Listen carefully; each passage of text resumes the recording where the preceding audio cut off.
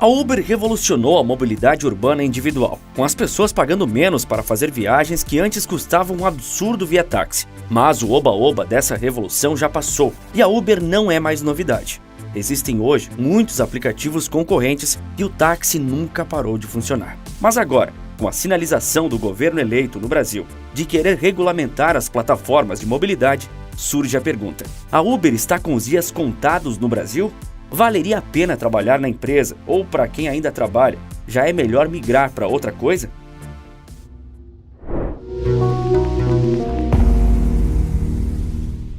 Um modelo de negócios tão simples quanto eficiente. Esse era o modelo adotado pela Uber e que mudou tudo na mobilidade urbana individual. Desde o princípio, o app funciona apenas como um intermediário entre o motorista e o passageiro. Ora, era perfeito apenas definir o local de partida e o destino com preço já fixado. Todo mundo saía contente, afinal, não existe um passageiro na face da Terra quem não se angustie com taxímetros e seus valores subindo a cada curva. Com a Uber, isso simplesmente acabou. A comodidade conquistou as pessoas.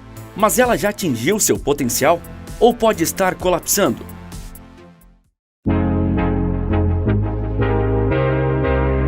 Em primeiro lugar, a praticidade da matriz de negócios da companhia pode ser um problema, já que ela não vê os motoristas como empregados, mas sim como trabalhadores independentes que usam a plataforma. O que, em poucas palavras, significa que ela não se vê na obrigação de pagar qualquer valor mínimo aos motoristas, que são parte essencial do serviço. A manutenção dos carros tampouco é algo que a empresa considere ser da sua alçada, mas sim uma obrigação do dono do veículo. Mas esse modelo, onde não há nenhum tipo de cobertura legal da Uber para com os motoristas, poderia ser um fator prejudicial à companhia. Ações judiciais trabalhistas poderiam, desde sua fundação, serem movidas contra a corporação, de forma a obrigá-la a estabelecer um vínculo empregatício com os prestadores de serviço. A Uber até tinha ciência disso em 2009, quando começou a operar, mas isso não era um problema que eles esperavam que atrapalhasse o crescimento da empresa, já que ela nasceu nos Estados Unidos. Lá, a liberdade para fazer negócios é muito maior, e o Estado paternalista não é uma entidade tão forte quanto em vários outros lugares.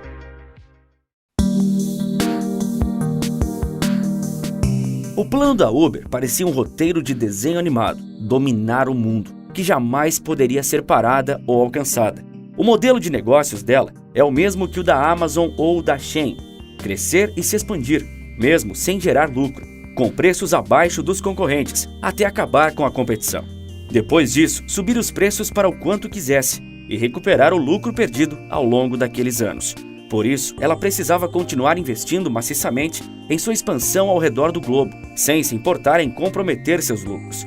E é válido dizer, lucro que demorou a chegar, mas já desapareceu rapidinho.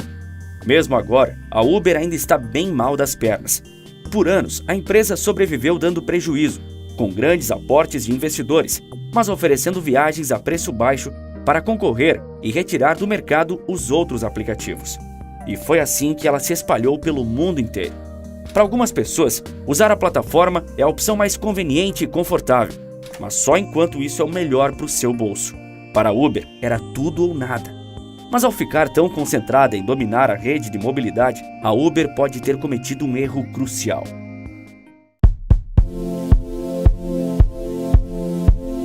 Na sua corrida para tentar destruir os táxis e assim conquistar o monopólio do transporte individual, a diretoria da Uber subestimou o que ela própria criou: a revolução na mobilidade automotiva. Com a Uber consolidada, era mais do que natural e esperado que outros aplicativos de viagem também aparecessem, para tentar lucrar com uma fatia daquele mercado. Eles apareceram e o sonho do monopólio que a Uber tanto nutriu começou a degringolar. Cabify, 99, Lyft, InDrive e vários outros aplicativos surgiram na última década. Mas o problema é que a Uber vende um serviço, não um produto, como a Amazon ou a Shein, e um serviço prestado por pessoas. Uma empresa que vende um produto pode diminuir os preços até aniquilar com a concorrência. Para uma prestadora de serviços, não é tão simples assim. Sabe por quê? Porque além de atrair o cliente para comprar seu serviço, ela precisa trazer também quem vai prestar esse serviço. Ou seja, além de conquistar o passageiro da corrida, a plataforma tem que reter o motorista que vai dirigir nessa corrida. E essas duas pessoas têm objetivos diferentes. O passageiro quer uma corrida barata, e o motorista quer receber o mais caro possível pela viagem. Os dois estão em seus direitos, mas os objetivos são excludentes. Aí está o problema. Ou se agradava os motoristas e descontentava os usuários, ou se agradava os usuários em detrimento dos motoristas. Quando a Uber decidiu reduzir as tarifas para tirar seus concorrentes do mercado, os motoristas migraram de plataforma e passaram a trabalhar para a concorrência. A política de baixar os preços até dominar o mercado deu errado aí. Era um modelo que não poderia funcionar, já que as pessoas podem ter 3, 4 aplicativos de mobilidade no telefone ao mesmo tempo, para escolher qual usar na hora da corrida. Essa migração dos motoristas fortalecia a concorrência e enfraquecia a Uber. Isso não permitiu seu monopólio no mercado de serviço de transporte. Outra coisa que prejudicou muito a Uber foi ter sido banida de vários países. Bulgária, Dinamarca, Finlândia e Hungria são alguns dos países que se concentram especialmente na Europa, que não permitem o aplicativo de corridas por lá. O serviço normal Uber Pop é ilegal na Alemanha e na Holanda, mas o UberX é autorizado nesses países e é dessa forma que a companhia opera. Aliás, houve um episódio épico. Foi quando o próprio Kalanick, ainda CEO da companhia, disse às autoridades de São Francisco que elas estavam ultrapassadas e que não sabiam como funcionava a mobilidade nos dias de hoje. Isso foi no momento em que o governo da cidade quis proibir a empresa de atuar lá. Kalanick se sentiu em posição de ensinar as autoridades legais da Califórnia. Em nota, a empresa disse: "A Uber está feliz em ajudar a educar as agências reguladoras que fazem as leis de São Francisco." Ainda hoje, o governo de São Francisco é um dos maiores inimigos da empresa. E aqui entra uma questão que dificultou a vida da companhia nos últimos anos: sua imagem.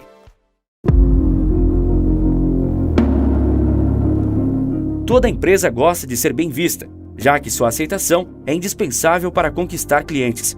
E a percepção do público sobre a Uber, eventualmente, pode até ser boa, mas no geral é bem ruim. Em quase todos os lugares em que a Uber entrou, houve protestos contra a empresa, e isso não é algo que deveria ser comum. Em 2016, na França, houve uma manifestação que reuniu mais de 2.000 taxistas para protestar contra a expansão da empresa no país. Você deve imaginar que isso com certeza incomodou os executivos da Uber, certo? Errado. O CEO da empresa de 2009 a 2017, Travis Kalanick, foi um dos maiores defensores do fim dos táxis em meados da década passada. Assistir os taxistas protestando e a população se voltando contra eles, e tudo isso resultando em manifestações violentas em todas as partes do mundo, era particularmente prazeroso para ele. São muitos os casos na última década de taxistas que pareceram chegar a um limite com a empresa outrora administrada por Kalanick, e com o fim do limite vinha a violência. Só que isso era visto com bons olhos pelo alto comando da companhia. Os taxistas eram trabalhadores regulamentados, os motoristas de aplicativos não. Na cabeça de Travis Kalanick, quanto mais os taxistas quebrassem a lei e a ordem, mais isso ajudaria a imagem da Uber como bons moços, a favor da liberdade de empreender. Isso os ajudaria a permanecer distante das regulamentações. Kalanick também manteve sempre um bom relacionamento com vários políticos e juízes. Assim, ele pôde remunerar os motoristas do app em determinados horários e lugares, a um valor abaixo do equivalente ao salário mínimo por hora nos Estados Unidos. Conseguiu também se esquivar do custeio do auxílio-doença, que é algo imprescindível por lá. Com isso, no entanto, não há problema. A maioria deles quer continuar nessa posição, para que seus motoristas sejam vistos como trabalhadores independentes e não empregados regulamentados pelo Código de Leis Trabalhistas. Mas a imagem da Uber se deteriorou rapidamente, como em 2017, quando Travis Kalanick foi acusado de manter uma postura bastante tóxica no ambiente de trabalho. Depois de o acusarem de assédio e discriminação, ele foi demitido do comando da empresa que ele mesmo criou. Com um modelo de verdadeira liberdade econômica, no qual motoristas se valeram de uma fonte de renda livre de burocracia e impostos, a Uber cresceu sem prestar muita satisfação à sociedade e ao Estado na última década. Mas isso está terminando. No ano passado, o Reino Unido tornou obrigatório o pagamento de um salário mínimo aos motoristas de aplicativo. Na Espanha, uma lei obrigou que empresas como a Uber Eats contratassem entregadores formalmente, nos moldes de uma CLT como temos no Brasil. A Uber Eats até tentou fazer isso. Contudo, não era essa a vontade dos motoristas espanhóis. Eles preferiram migrar para a Glovo, maior concorrente da empresa americana. A Glovo está lutando na justiça para não precisar regulamentar seus motoristas, pois isso significaria A. Um maior custo para a empresa. B. Uma menor remuneração para os motoristas. Já a Glovo teria que repassar esse aumento de custos com contratação e direitos para eles. C. Um aumento de preços para o consumidor final, que contrata o serviço de entrega. Enquanto não há um resultado, foi possível ver qual a preferência dos motoristas de aplicativo naquele país: rendimentos e liberdade à segurança. A opção pela liberdade em detrimento da segurança foi tão maior que a Uber deixou para lá a Rider, a lei que regulamenta os aplicativos de mobilidade, e parou de regulamentar os motoristas. No Brasil, a Uber tem perdido vários processos na justiça trabalhista, em decisões que afirmam que existe sim um vínculo empregatício entre a empresa e o motorista. Mas isso pode ser ruim. Uma canetada não cria milhares de empregos. Decidir que todos os motoristas e entregadores da Uber trabalharão sob o regime da CLT não criará empregos formais para todos eles de uma hora para outra, assim como não criou na Espanha. No México, o desfecho foi outro. Quando o governo exigiu o mesmo da plataforma de delivery iFood, a empresa fez as contas e viu que não seria possível pagar todos os benefícios que o Estado exigia e ainda ficar com algum lucro. O iFood, com isso, abandonou o México, deixando vários entregadores desempregados e a população sem poder contar com esse serviço. Que bela proteção o Estado deu aos trabalhadores do aplicativo. Governos sempre pensando no melhor para os cidadãos.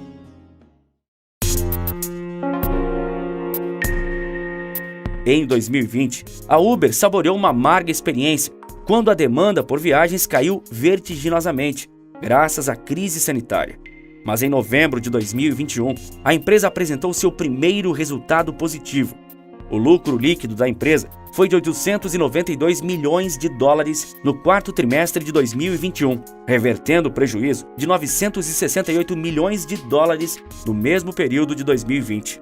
Contudo, o resultado inclui um benefício de 1 bilhão e 400 milhões de dólares relacionados a investimentos de capital em outras empresas, como a Grab Holdings e a Aurora Innovation. Isso demonstra como esse modelo de negócios não conseguiria se sustentar sem os investidores que apostam na empresa. Muito mais por acreditarem nos seus fundamentos que pelos resultados que ela apresenta. Demoraram mais de 12 anos para que a Uber demonstrasse lucro, e ele foi bem aquém do que seria necessário para dar algum alívio nas contas. A empresa não é o que idealizaram que fosse, quando, a esta altura, já tivesse conseguido o monopólio do mercado. E percebendo isso, a Uber hoje está redirecionando seu olhar para o mercado de entregas.